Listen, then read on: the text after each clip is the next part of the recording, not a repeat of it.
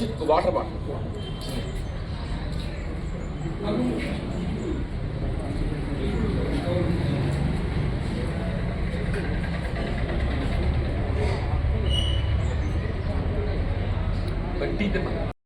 నూతనంగా ఎంపికైనటువంటి రాయకల్ మండల్ ఇటిక్యాల గ్రామ సర్పంచ్ గారు, ఉప సర్పంచ్ గారు, వార్డు సభ్యులు, ముఖ్యంగా గ్రామ పెద్దలు, రైతు సోదరులు, యువమిత్రులు అందరికీ హృదయపూర్వకంగా నమస్కారాలు, అభినందనలు తెలియజేస్తూ, నిజంగా ఇటిక్యాల ఒక గొప్పతనం ఏంటంటే ఎన్నికల్లో భిన్నాభిప్రాయాలు కలిగి ఉండడం సహజమే.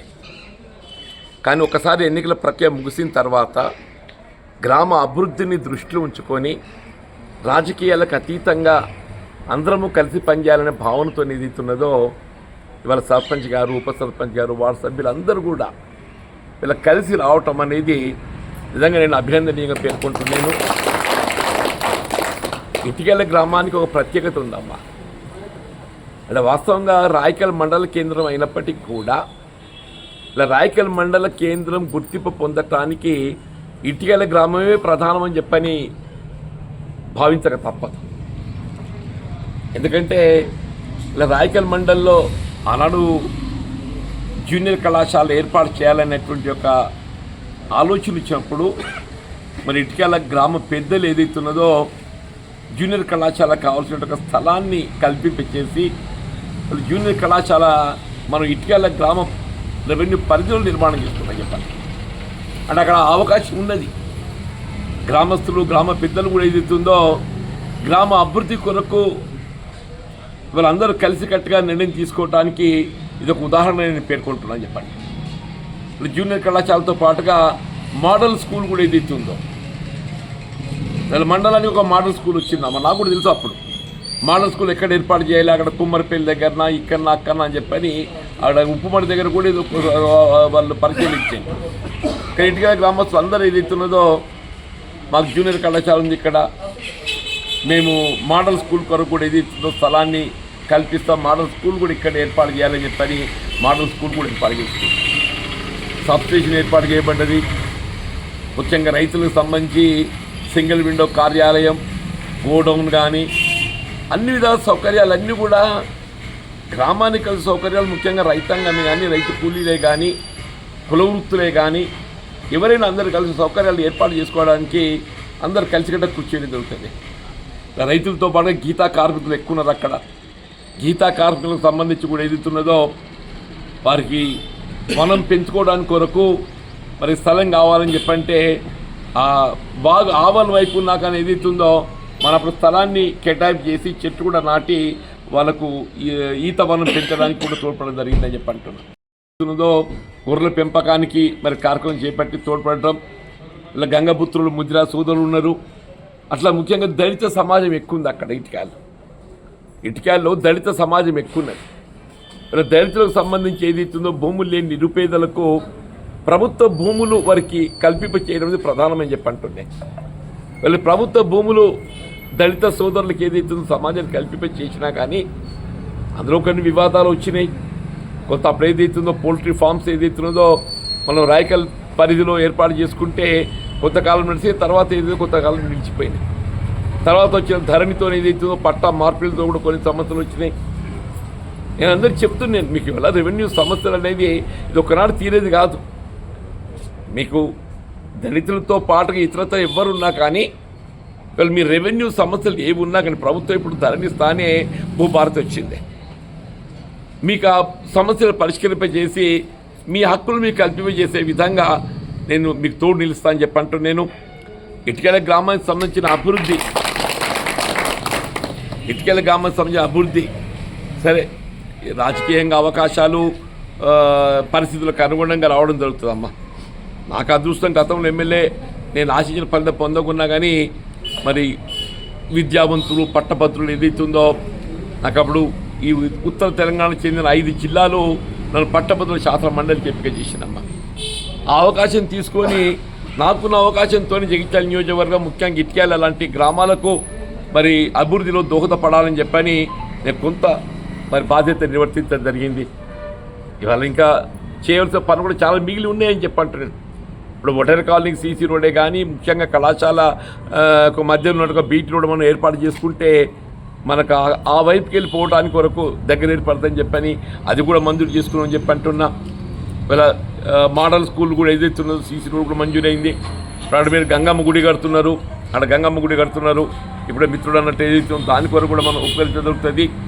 ఇక గ్రామానికి సంబంధించిన సమస్యలు విద్యుత్ లైన్లు షిఫ్టింగ్ కూడా ప్రధానం ఉన్నది అని చెప్పి అంటున్నాను.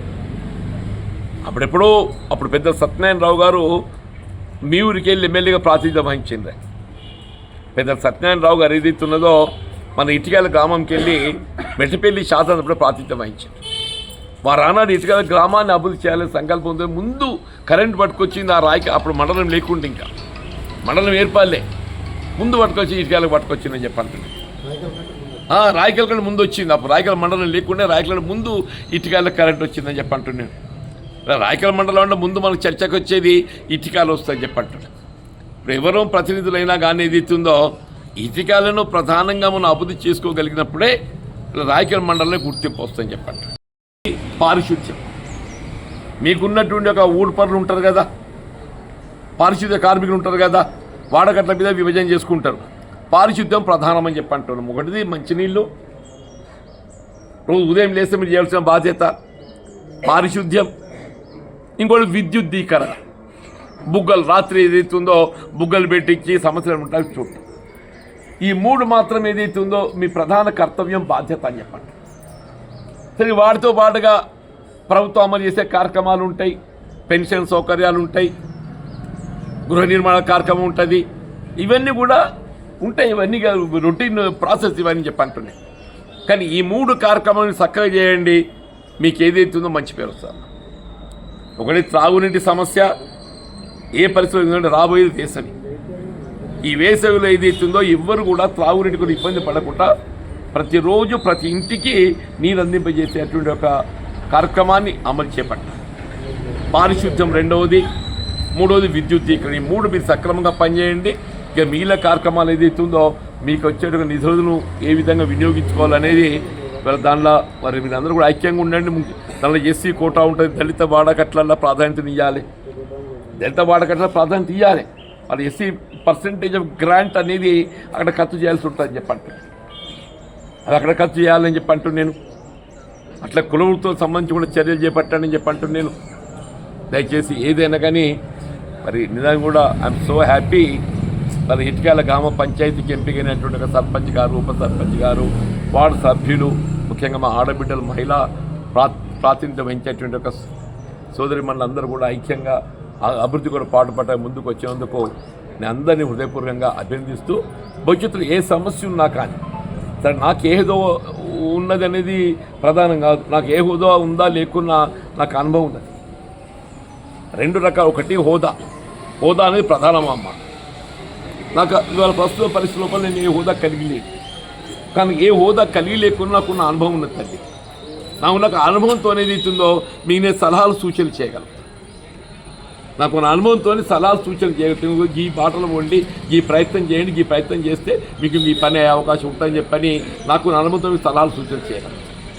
తప్పకుండా ఏదైతుందో గ్రామాల అభివృద్ధి పాటు నా బాధ్యత అనుకుంటా. నేను మన ఇటుకాల డిగ్రీ కాలేజ్ చేద్దామనుకున్నాను. నేను మొట్టమొదటిసారి ఎమ్మెల్యే గెలిచినప్పుడు అప్పుడు పార్లమెంట్ సభ్యులు కవిత గారు ఇటుకాలకు వచ్చింది. ఇటుక అదే గడిలో ఏదో అది జరిగింది. అప్పుడు శ్రీను సర్పంచ్ ఉండడు అనుకుంటా.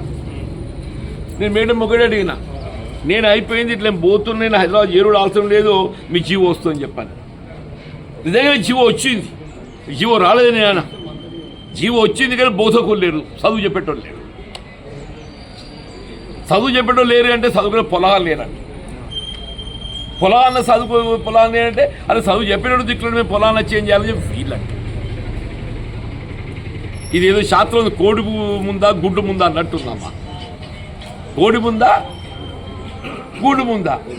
చదువు చెప్పేటోడు వస్తే పొలాన్ని వస్తారు, చదువు చెప్పేటోడు కూడా పొలాన్ని నేటికి వస్తారమ్మా. దాని బోధకు లేరు కాబట్టి ఏదో పొలాన్ని రాలేదు, పొలాన్ని లేరు కాబట్టి మేము చేంజ్ చేయమంటే వాళ్ళు సమస్య చెప్పంటూ నేను. స్పోర్ట్స్ స్టేడియం ఏదైతే మధ్యలో ఆగిపోయినది, స్పోర్ట్స్ స్టేడియం ఏదైతే ఉందో మధ్యలో ఆగిపోయినది.